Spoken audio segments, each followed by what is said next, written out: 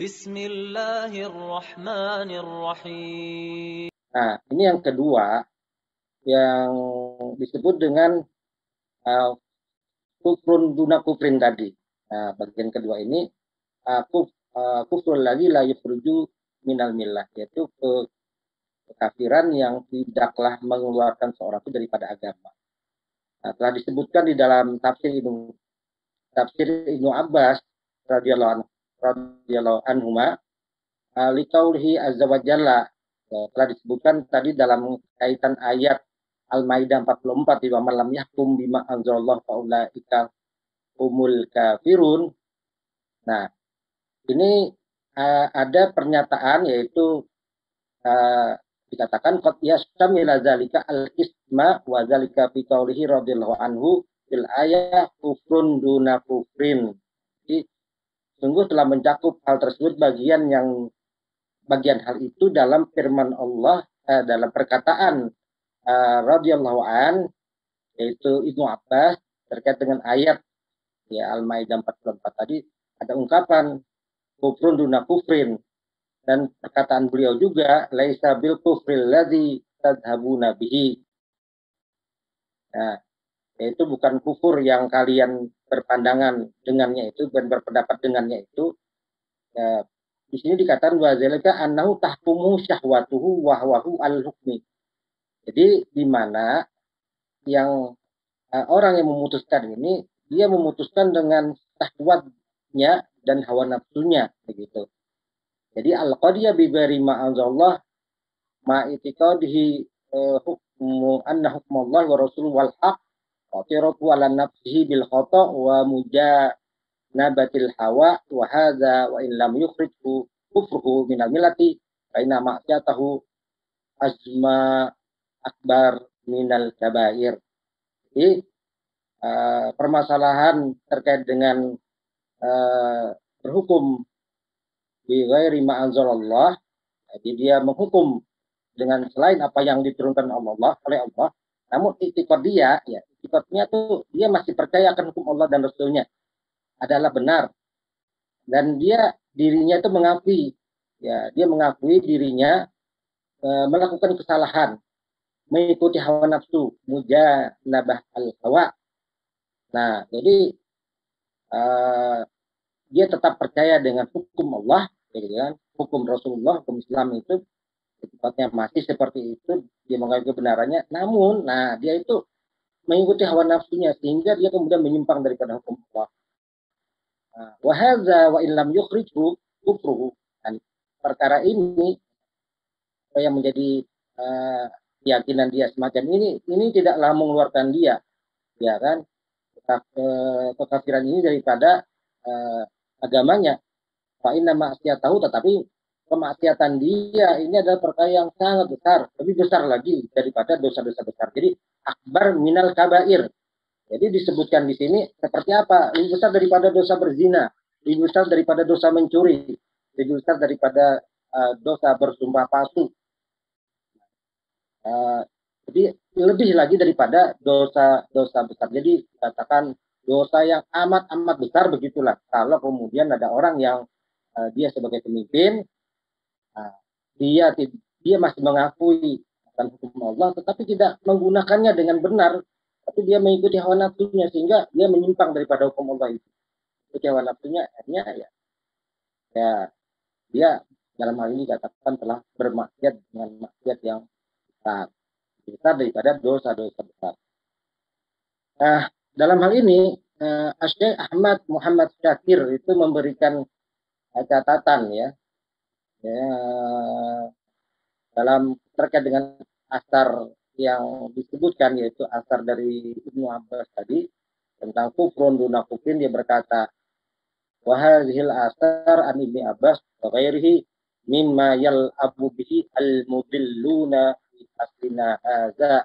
Jadi asar dari Ibnu Abbas dan yang lainnya ini dalam tafsir Ibnu Katsir itu ya, ini yang diantara yang dipermainkan oleh orang-orang yang sesat, al-mudilluna, orang-orang yang menyesatkan, al-mudilluna. Bisa kalau dibaca al-mudallun yang tersesat, kalau al-mudillun orang-orang yang sesat. dan menyesatkan ya, orang yang menyesatkan. Yang dipermainkan oleh orang-orang yang menyesatkan di masa kita saat ini. Ya, minal muntasibina ilal ilmi, mereka menisbatkan dirinya kepada ilmu, ya, mengakunya mungkin ulama begitu ya.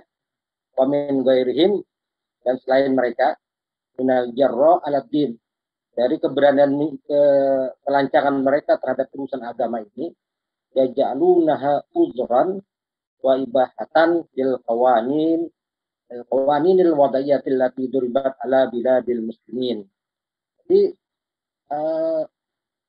kufrun duna kufur ini dijadikan gitu ya, jadikan alasan uzur akan bolehnya ya membuat undang-undang atau undang-undang yang dibuat oleh manusia yang diterapkan atas negeri-negeri kaum muslimin. Jadi kita boleh katanya gitu untuk menerapkan apa namanya selain hukum Allah gitu. Padahal konteks yang disebutkan dalam Ibnu Abbas di sini ya seperti yang kita jelaskan tadi ya. Ya kan, bukan hukumnya berubah, hukumnya tetap berdosa. Dosanya dosa besar gitu. Jangan dipermainkan soal penerapan hukum Allah karena para pemimpin itu memang diangkat di dalam Islam itu akadnya adalah agar dia menjalankan hukum dengan kitab Allah dan sunnah Rasul. Dan untuk itulah kita wajib taat kepada mereka yang diangkat, diberikan amanah untuk memimpin kita. Karena kita wajib taat kepada ulil amri ya. Ya, kita juga wajib mentaati keputusan hakim yang memang diputuskan dengan hukum Allah. Nah, ini yang apa namanya yang menjadi perhatian kita.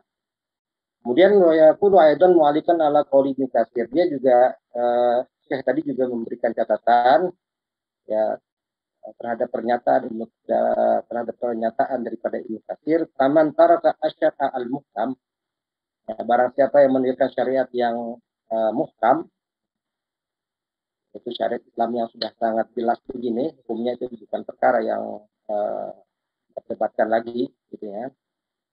Waqat marrah hadzal qaul, di mana pembahasan ini telah disampaikan sebelumnya, ya tulis Syekh berkata, apa yazuzu ma'a hadza bi syar'illah ayyahkumal muslimun bi biladihim bi tasyri'in muqtabisin an tasyri'ati urubiyatil wasaniyatil mulhidah. Maka kata Syekh ini, apakah boleh dengan ini dalam syariat Allah ya, di mana kaum muslimin ini berhukum atau dihukumi gitu ya di negeri-negeri mereka itu ya, dengan syariat yang diambil dari syariat Eropa paganis yang ateis, nah gitu ya. Jadi undang-undang buatan manusia, undang-undang orang-orang Eropa yang ya, salah satunya menjadi kiblat daripada sistem peradilan, ya, termasuk undang-undangnya itu diwarisi oleh kaum muslimin termasuk di negeri ini, itu kan diwariskan daripada penjajah gitu ya. Kita sudah tahu itu, yang belajar hukum tahu, fakultas hukum tahu hukum kita ini adalah warisan penjajah. Ya, kemudian boleh kata beliau, kemudian kita kaum muslimin menerapkan undang-undang ini yang berasal dari orang-orang paganis, orang-orang penyembah berhala, orang-orang yang ateis gitu ya. Ya, bagaimana ini terjadi gitu. Bitasyri tadkhuluhu al-ahwa wal ara al-batila. Yughayyirunahu wa yubaddilunahu kama yasha'un. Bahkan dengan syariat yang di situ dimasuki oleh hawa nafsu. Jadi undang-undang dibuat dengan keinginan manusia.